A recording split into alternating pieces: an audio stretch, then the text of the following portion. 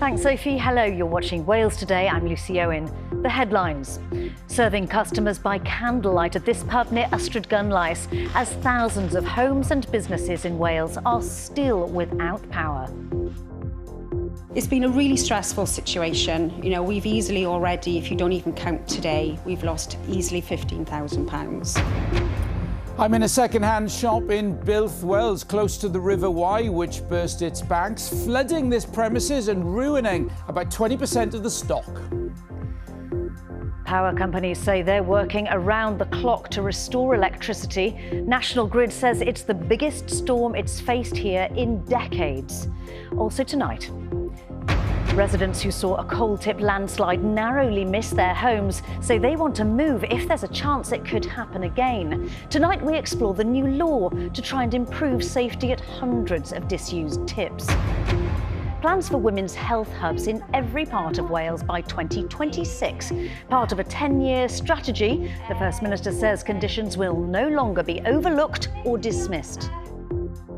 Let's make sure that women are being heard, but we're also looking out for issues that affect women more than men. And celebrations on the streets of Wales. A day on, we speak to some of the Syrians marking the end of the Assad regime.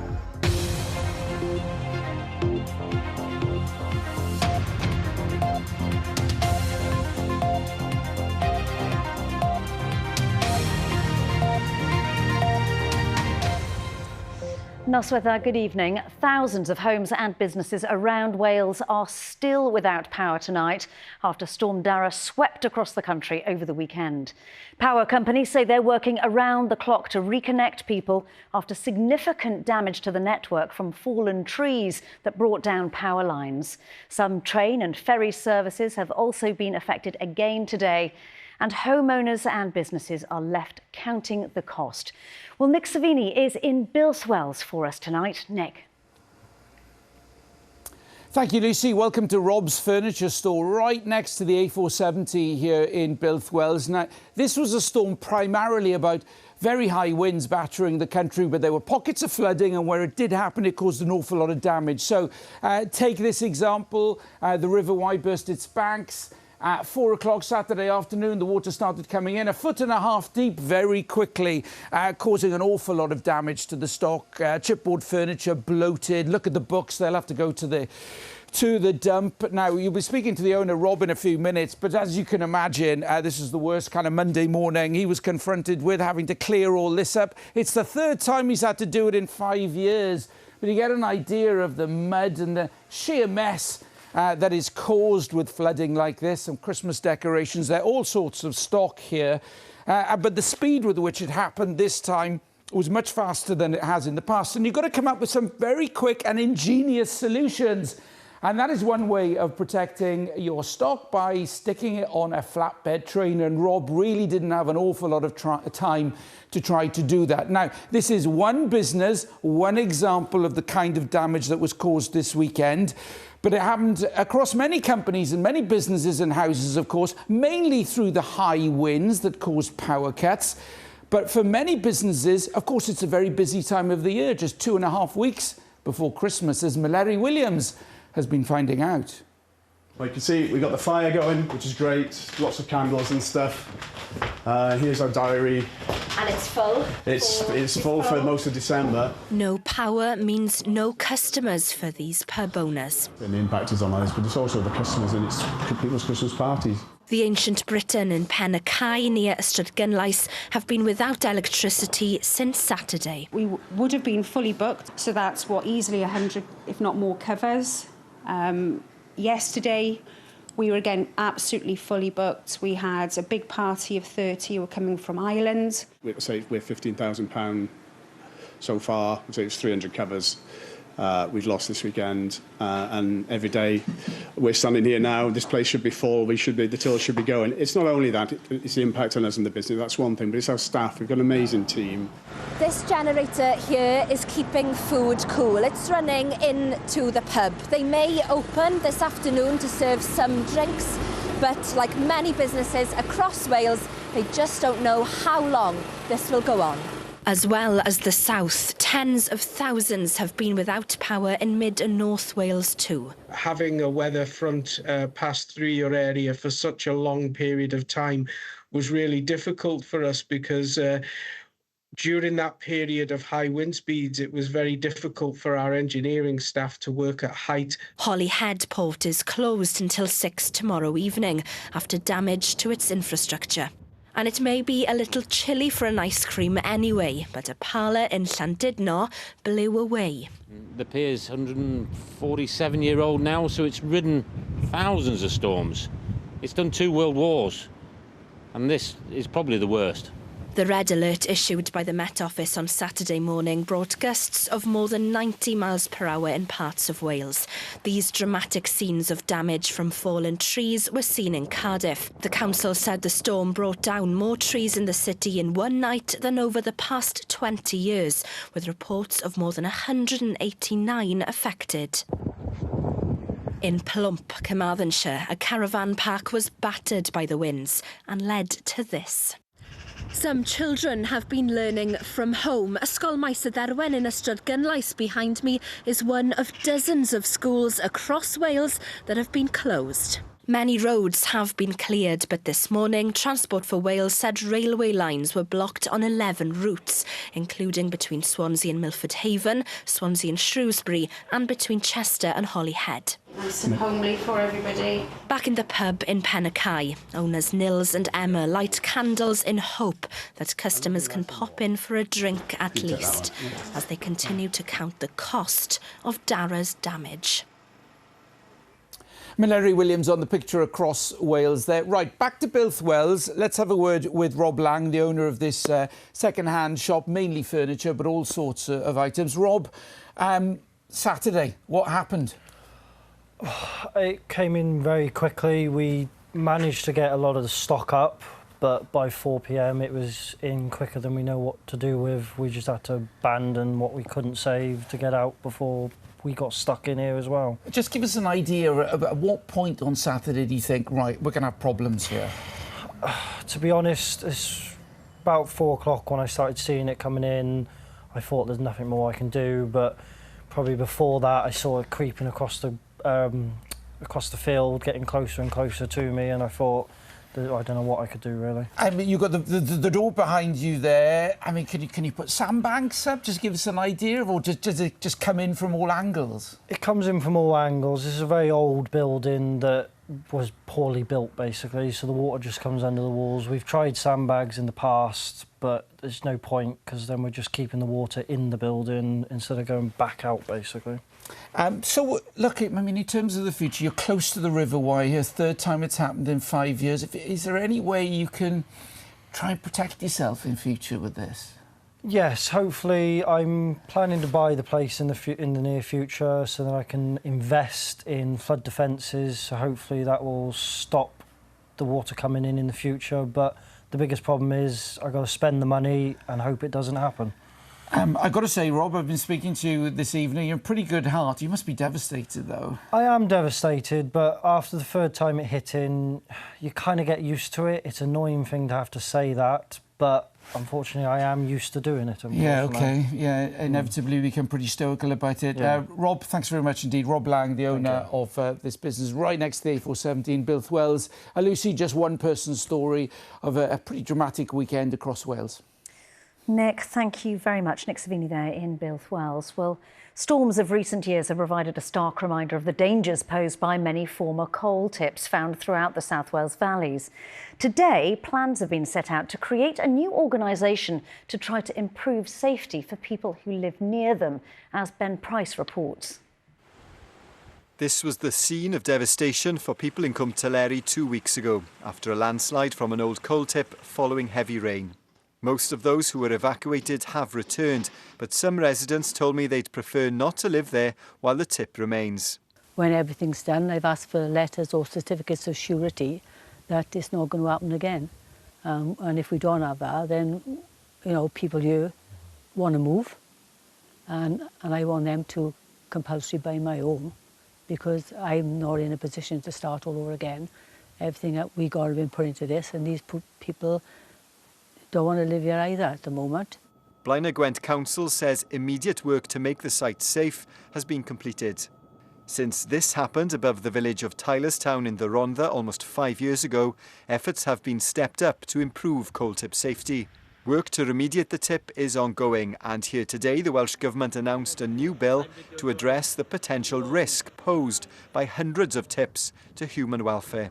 This is the legacy of coal mining that we now have to actually put the investment into, train people up so that they can do the sort of work we're seeing here in Tylerstown and make these safe for generations to come. Most tips fall under the responsibility of local authorities, but many are on private land.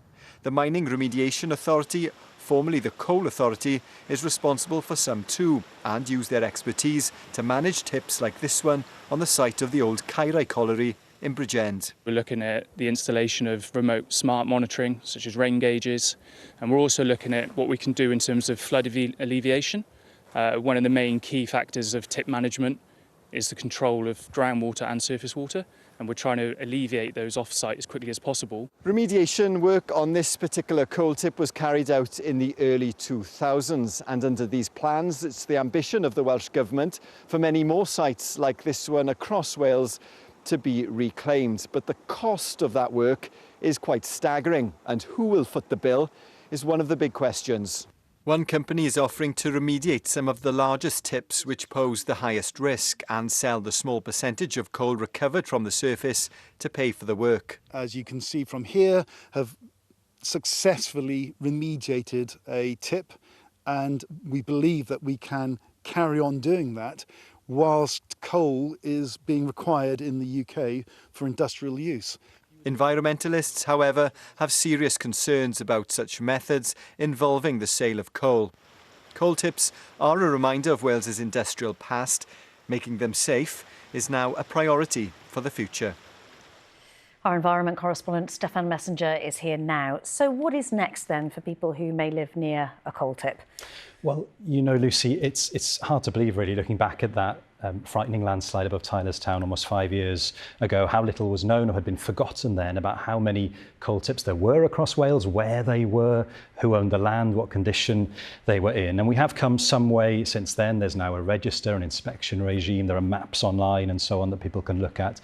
And the government hopes that the new organisation it's setting up, the Disused Tips Authority, can manage ongoing monitoring into the future, and crucially to insist that repair work is carried out where it's needed. The responsibility for paying for that remains with the landowner, and under this new proposed legislation they could face fines in the future if they don't act. The government says there'll be grant funding available though, and an appeals process if they genuinely can't afford to do that. But that's where I think questions remain in all of this, as Ben was alluding to there, is around the vast sums involved in ensuring a long-term fix for many of these coal tips. The Welsh Government is announcing its draft budget tomorrow, Lucy, and you'd imagine that this is one issue on a long list to look out for. Steph, thank you very much. Our environment correspondent Stefan Messenger there.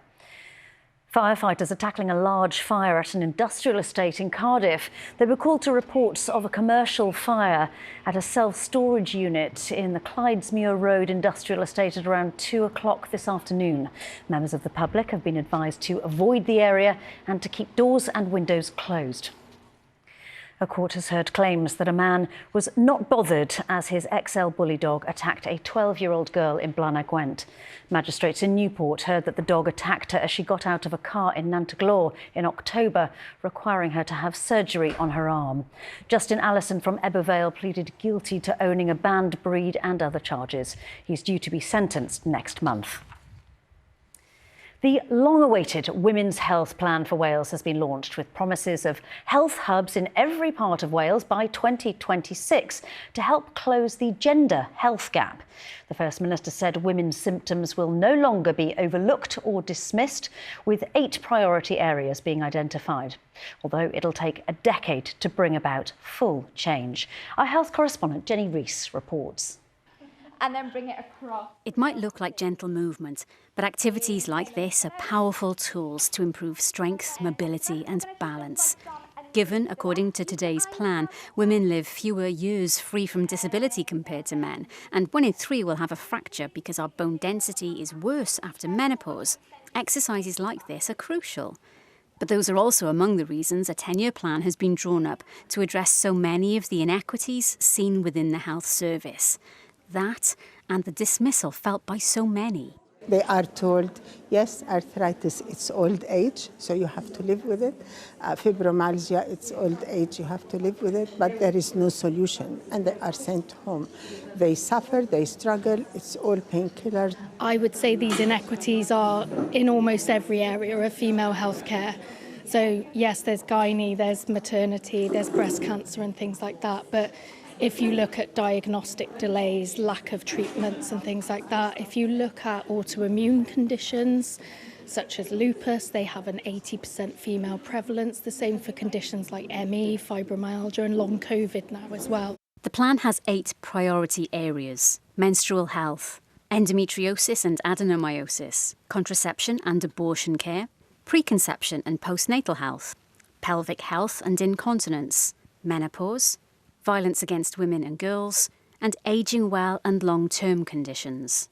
Some of the tangible things to take from this report are the need for a specialist service for endometriosis. We know that 1 in 10 women is affected by it, but it can take a decade or more for a diagnosis.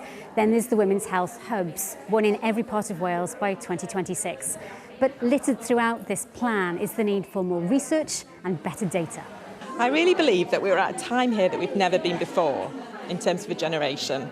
We have got an opportunity where women's health is being talked more openly when we turn on our TVs and listen to our radios. And I think women also want to know more about their bodies, around how to prevent ill health, where to access information from. And now we have, I think, the desire from the politicians, the strategic policy frameworks to actually build upon that. In England, talk is centred on menopause checks at 40. This plan in Wales suggests those conversations will be woven into any appointment.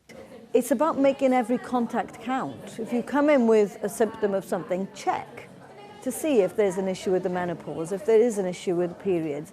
You know, let's make sure that women are being heard, but we're also looking out for issues that affect women more than men. Then there's the issue of funding. There is money attached to this, which is fundamental, and I'm really pleased about that. And we also know that the £750,000 for the research budget, we're hoping to launch that in April. And that, again, will be huge. That will make a big difference to really trying to look at those inequalities within the research that women experience as well.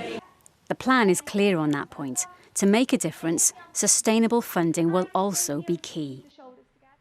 You're watching Wales Today. Still to come in the programme, we speak to some of the hundreds of Syrians in Wales who took to the streets to celebrate the end of the Assad regime.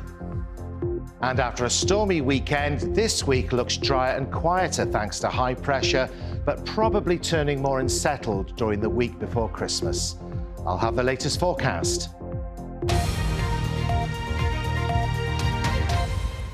Now, tomorrow we'll find out what the Welsh Government is looking to spend its budget on next year. And thanks to the Chancellor's budget in Westminster in October, they have an extra £1 billion to spend. Local councils will be hoping for a big slice of that cash to meet their commitments on things like social care and schools. And when it comes to the NHS, patients facing long waits for treatment will be crossing their fingers that any extra cash will help them too. Here's our money editor now, Felicity Evans, on the many demands facing the Finance Secretary. So your value of your stress. Making the numbers add up is a challenge for many Welsh schools.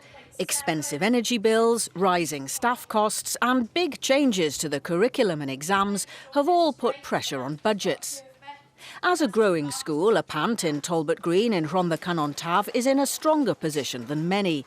But the head teacher wants the Welsh Government to make sure the local council gets enough money to cover these extra costs. Welsh Government are very keen for us to promote standards. If we are to promote standards, there's probably 2 things I would say, one to the Finance Minister and perhaps one elsewhere. But firstly is we need the money to be able to do that.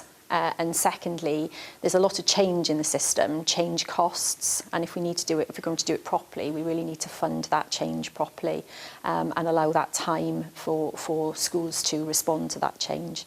Schools like this are just one of the things funded by local authorities who also provide services for vulnerable older people and children, as well as everyday things like parks, road maintenance and bin collections. And Wales' 22 local councils have been complaining for some time that they're struggling financially and calling for more money from the Welsh Government. But they are competing with an NHS that has record-breakingly long waiting lists and which the First Minister has described as her priority. Leslie Taplin from Clydach is looking forward to Christmas with the family after a difficult year.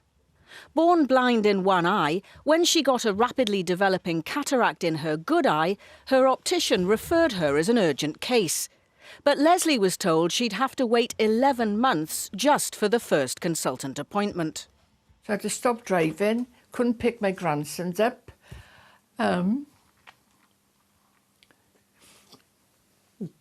Which was hard. Even going for a walk, I was careful of the curb because I'd fall over the curb. And, you know, I couldn't go shopping on my own. It was a nightmare. Where's my present, son? Oh, nothing for you this year, I'm sorry. So, with help from family, credit cards and all of her savings, she paid to go private. Swansea Bay University Health Board say they're conscious some patients are waiting longer than they'd like and they're doing everything possible to bring down waiting times.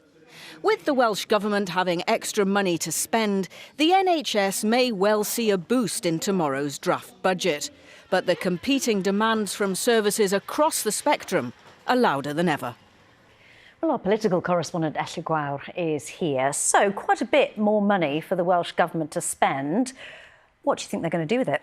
Yeah, it sounds like a lot of money. It is. However, as we heard from Felicity there, public services are under huge pressures in Wales. So this is essentially going to go on our bread and butter services. We will see more money for the NHS. As she said, it's a priority for the First Minister. But it means that they can also give money to other services like councils. It'll be interesting to see what they say about social care. Councils are pressing hard for a lot more money there because they say you can't fix the NHS without fixing social care too. And interestingly, they can't do this on their own. They need the vote of one more politician to pass this. This is a draft budget. That crucial vote will be in the new year. They're looking at the Liberal Democrat Jane Dodds most likely, but they might have to give a few concessions to persuade her to do that. Well, we'll have a special programme on this tomorrow at 6:30. Ellie Gwawr, thank you very much. Now, many Syrians living in Wales have been celebrating the end of the Assad regime. Many are hoping they may finally be able to travel back to see family and friends again. Yola Chung has been speaking to some of them. From Damascus to Cardiff, the joy and relief of those celebrating the end of President Assad's regime has been felt far and wide. It may have been Syria's civil war, but here too we've seen its effects. Inas came to Wales as a refugee in 2019, settling with her family in Cardiff. Watching events unfold this weekend was incredibly emotional.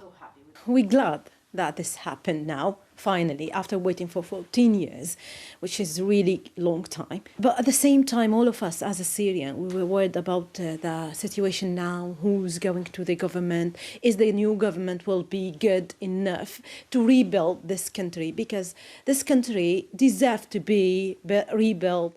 Bashar al-Assad's family held an iron grip over Syria for over half a century, the civil war against his rule raging on for the last 12 years. Yet the end came swiftly, toppled by rebel groups as they seized the capital Damascus on Sunday. For many Syrians in Wales, it's a day they thought might never come. It's an emotional moment, of course, to see the fall of this regime for the Syrian Welsh community here. However, it's always a burning question, what happened to people who've been left behind, especially when you talk about friends, family members, those who've been missing, and we need to know what's their fate. It's very sort of mixed emotions between it's a great moment, we need to celebrate it, but at the same time as well, it's a difficult moment to think about those who've been left behind. What happens to Syria next is still unclear. Some of those who fled the conflict may now choose to return home. Not so for Ines and her children, who are now settled here. I would definitely not go back and live there, because obviously, as my mum already said, we have already built our lives over here and it has been really hard to get through so many challenges, and we're of course not going to start all over again, a struggle all over again. I mean, yes, it's our country, and yes, we do speak Arabic and we do know a lot of people, but it's so much different than we left.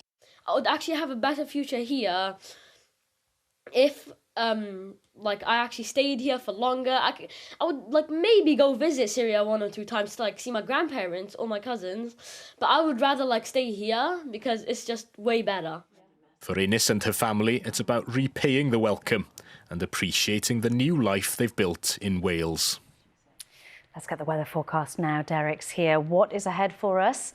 Well, some good news, Lucy. There's no sign yet of any more storms. At the moment, there are 2 flood warnings in force on the River Dee in Llangollen and on the Wye in Monmouth. The next few days looking drier and more settled, thanks to high pressure. But let's take a look back at Saturday, and the highest gust recorded in Wales was 93 miles per hour near Capel Curig in Eryri.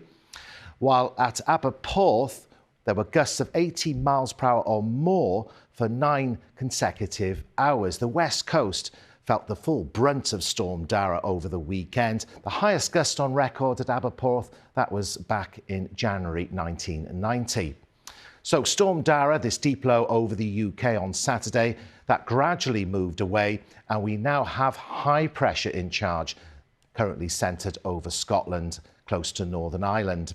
So tonight, many places will stay dry, plenty of cloud, some clearer intervals too, especially in the west and the southwest. Temperatures staying above freezing with a northeasterly breeze continuing, but I wouldn't rule out a touch of ground frost in sheltered spots in the north. High pressure remains in charge tomorrow, anchored over Scotland. Plenty of cloud feeding in to the south with a northeasterly breeze. So tomorrow then, a dry day in prospect. There will be a fair amount of cloud, but some bright intervals as well. The best of the sunshine to the west of the mountains in Ceredigion and in Gwynedd. It will feel chilly, if not cold again, with a light to moderate north to northeasterly breeze. The high around 8 Celsius in Pembrokeshire. More dry weather on Wednesday. Again, a fair amount of cloud, but some bright or sunny intervals in the mix. Best of the sunshine on the west coast. Temperatures around average with lighter winds. Light winds on Thursday and Friday. The cloud thick enough for spots of light rain and drizzle. A bit of mist in Llanidloes. Brighter in Haverfordwest. Over the weekend, a little rain on Saturday will clear. Sunday looks dry and bright with some sunshine. That's the latest. Back to Lucy. Derek, thank you very much. And that is Wales Today. We're back after the BBC News at 10. Have a good evening. Thanks for watching. Hwyl fawr.